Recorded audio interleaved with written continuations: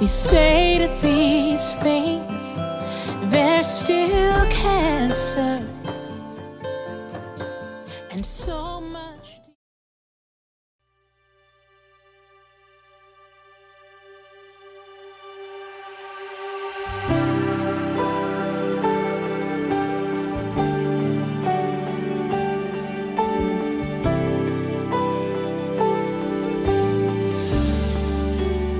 Early in the morning,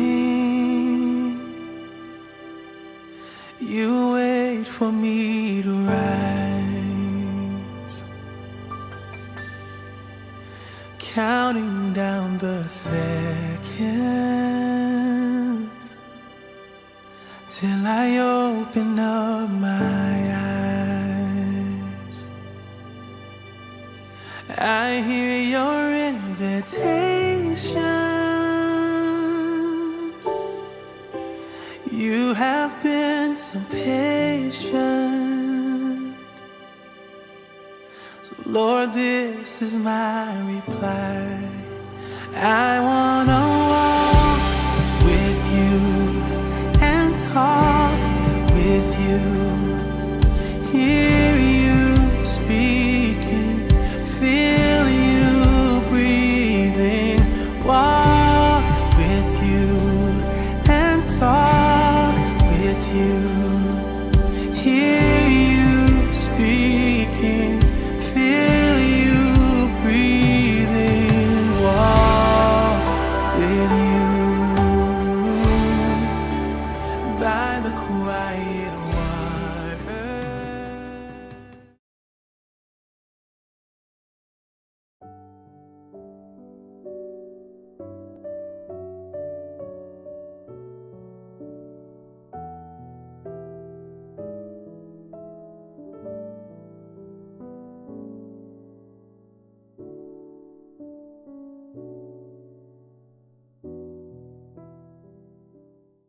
여인에게는 혈루증을 고치고자 하는 갈망이 가득했고 목숨을 걸어서라도 가고 싶었습니다.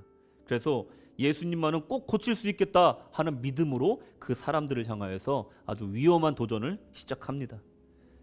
율법과 사회적 비난을 무릅쓰고 주님께 나아간 것입니다. 그리고 큰 용기와 결단이 필요한 그 행동을 지금 한 거예요. 몰래 주님의 뒤를 따릅니다. 주님의 뒷모습을 보면서 내 주변에 있는 사람들을 살피면서 누가 나를 알아볼까?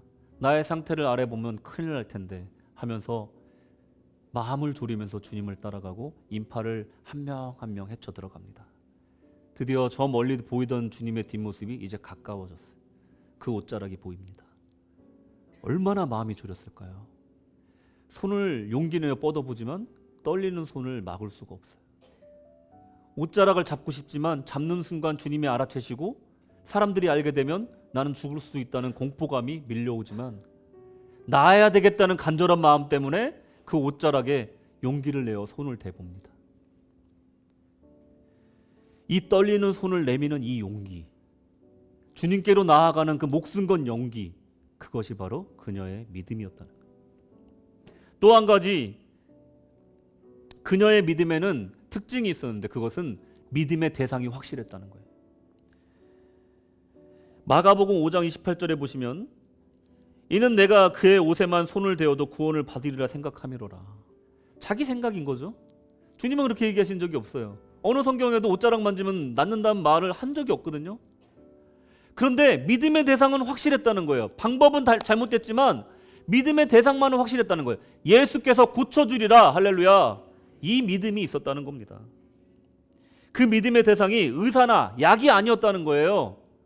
흰 암나기에 똥에 들어있는 보리알이 아니고 타조알이 갈아서 갖고 다니는 게 아니라, 의사가 아니라, 약이 아니라 주님이 고쳐주리라, 할렐루야. 이것을 믿었다는 거예요. 그것이 그녀에게 믿음의 용기가 가능하게 했다는 겁니다. 대상을 모르고 기도하는 사람이 세상에 의외로 많더라고요. 제가 어떤 영상을 봤는데 믿지 않는 사람 중에도 기도하는 사람이 있더라고요. 길 위에 전도자가 자신을 무신론자라고 밝힌 사람과 대화하는 내용을 제가 본 적이 있어요. 당신은 하나님을 믿습니까?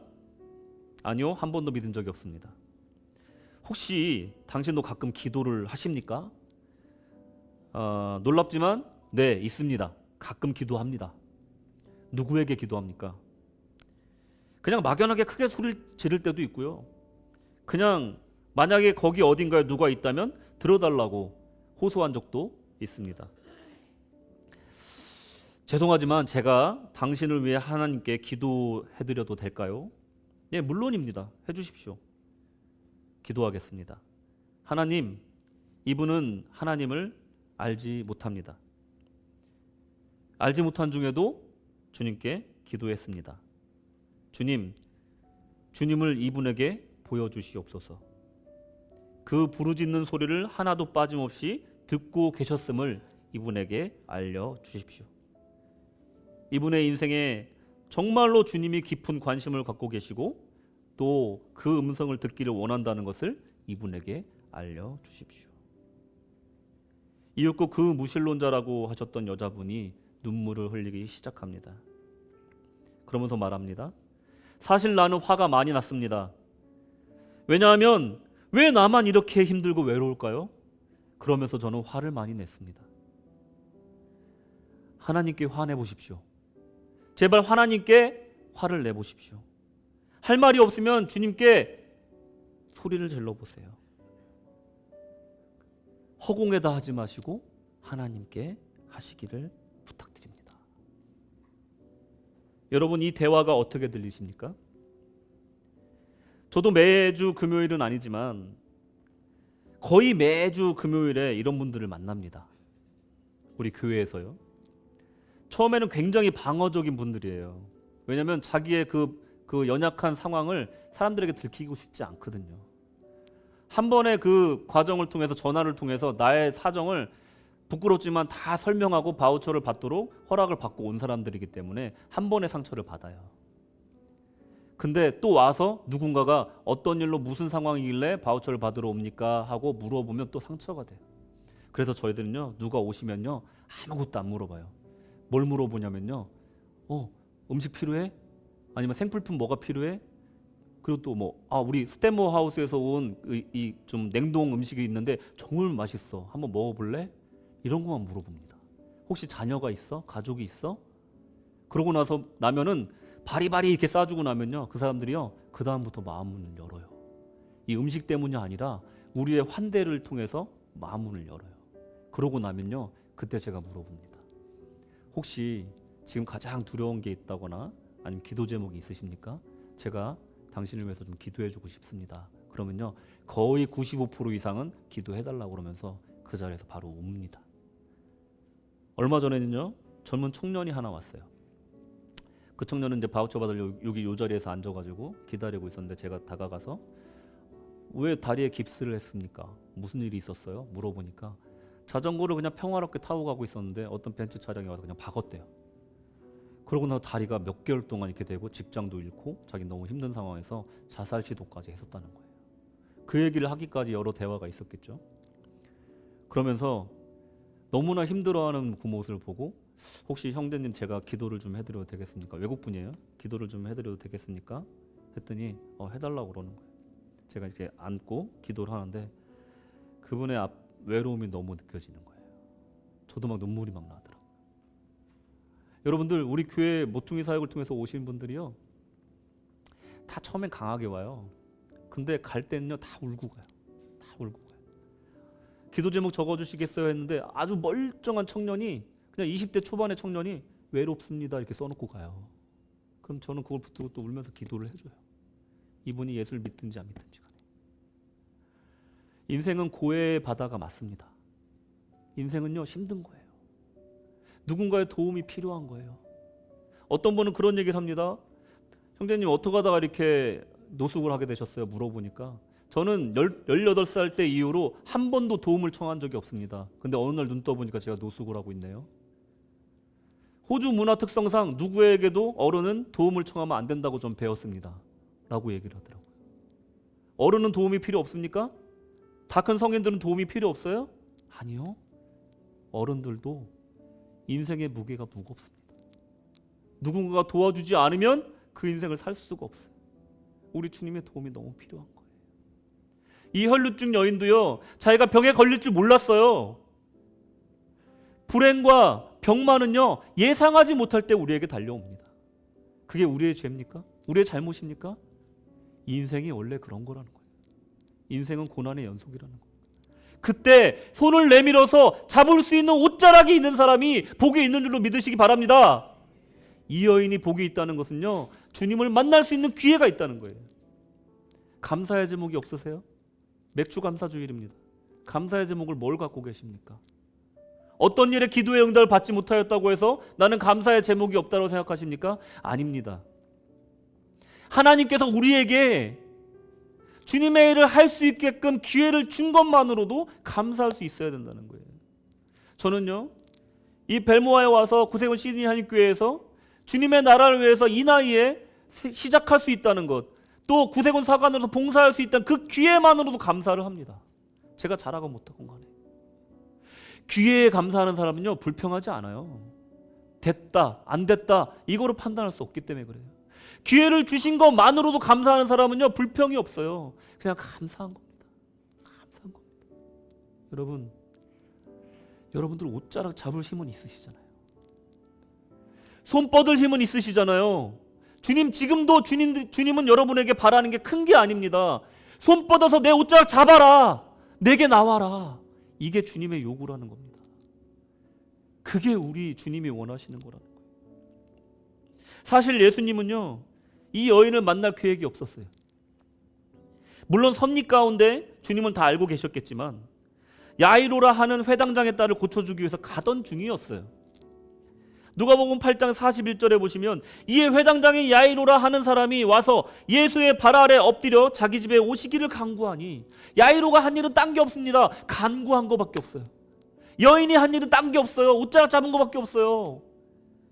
이 여인이 고쳐주고 대화하는 중에 야이로의 집에 사람이 옵니다. 딸이 죽었습니다.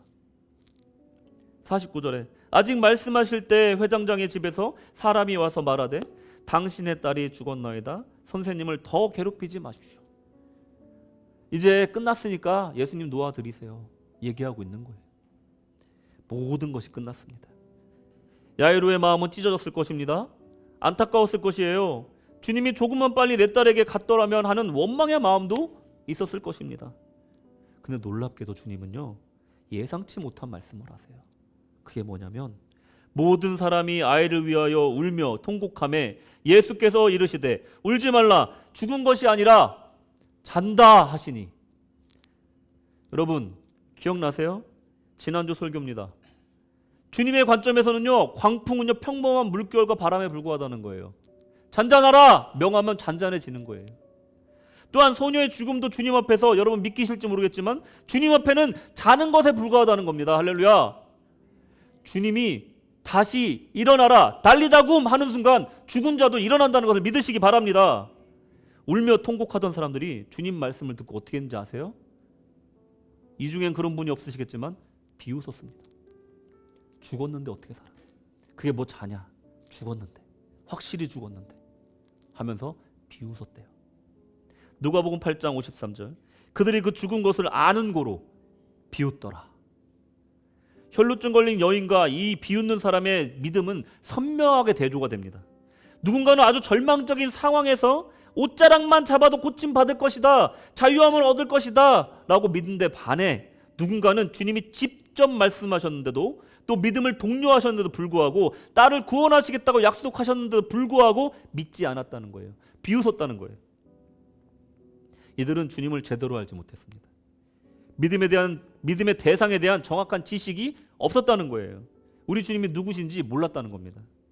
주님의 초청을 받지 않았던 여인은 믿음으로 구원을 받았고, 예수께서 이르시되 딸아 내 믿음이 너를 구원하였으니 평안히 가라 하시더라. 예수님이 이렇게 말씀하시잖아요. 주님이 직접 찾아와 믿음으로 구원받을 것이라고 하시자 비웃은 사람들이 있었습니다. 50절에 예수께서 들으시고 이르시되 두려워하지 말고 믿기만 하라. 그리하면 딸이 구원을 얻으리라 하시고, 같은 구원을 주시겠다 했어요. 여인에게도 구원을 주시겠다 했고 야이로의 딸에게도 구원을 주시겠다고 얘기했어요. 소조, 같은 단어입니다. 헬라어 단어 소조는요 같은 단어로 쓴 거예요. 다른 단어 쓰지 않았어요. 같은 구원인데 다른 반응이 나타났다는 거예요. 한 명은 믿었고 한 명은 비웃었어요. 우리는 믿음과 불신을 선택해야 할 때가 있습니다. 우리에겐 자신의 믿음의 표현으로 어설프지만 간절함을 담아서 주님 앞에 나와 그 옷자락을 떨리는 손으로 만지며 나을 것을 믿어야 된다는 겁니다. 그 여인의 믿음은 주님의 능력과 존재를 믿었던 그녀의 구원을 이루게 했다는 겁니다. 44절에 예수의 뒤로 와서 그의 옷가에 손을 대니 혈루증이 즉시 그쳤더라. 즉시 그쳤더라. 아까 일부 예배 드리고 나니까 우리 일부 예배 드린 분 중에 장난으로 막 저한테 오더니 막 이렇게 손을 내미세요. 그래서 왜 그러세요? 그랬더니 제 옷을 딱 잡더니 사관님 옷자락 한번 잡아보려고요. 뭐 그러시는 거예요. 저는요 즉시 못 낳게 해요. 저한테 속지 마세요. 절대 목회자들에서 속지 마십시오. 예수님만 즉시 그치게 할 수 있음을 믿으시기 바랍니다. 아멘, 아멘. 야이로의 측면에서는요 구원은 그야말로 내가 한 게 없는 거예요. 선물과도 같은 은혜라는 겁니다.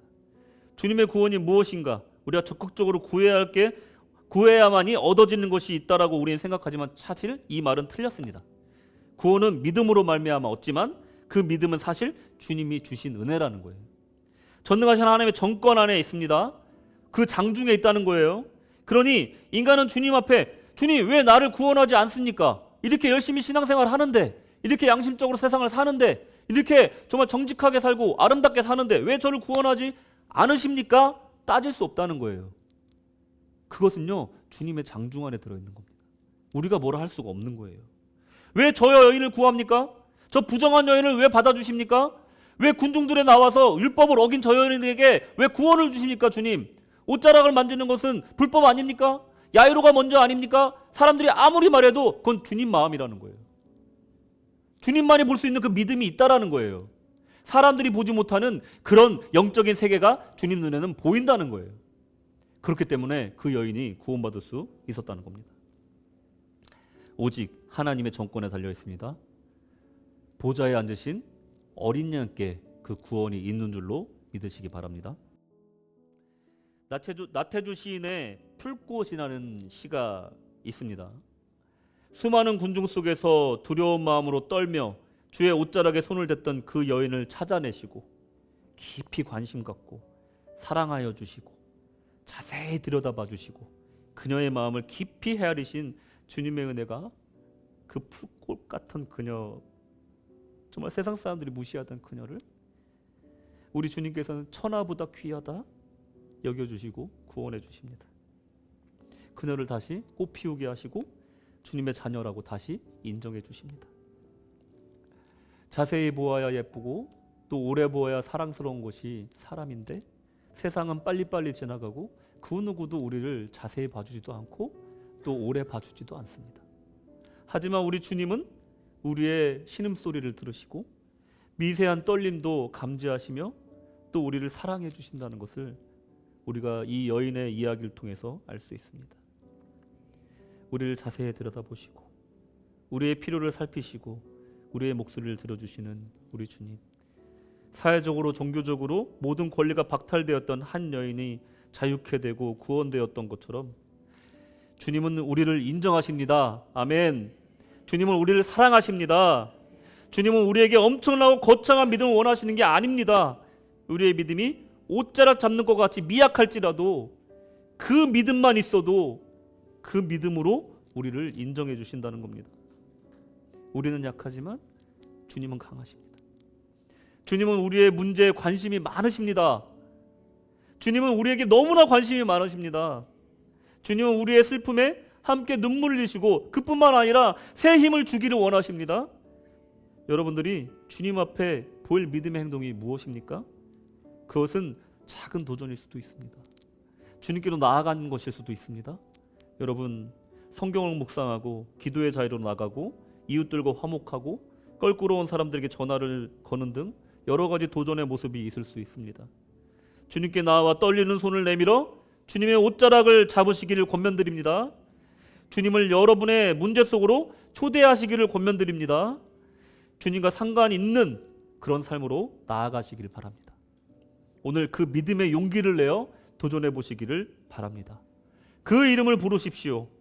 주님이 여러분을 구원하실 것입니다. 할렐루야.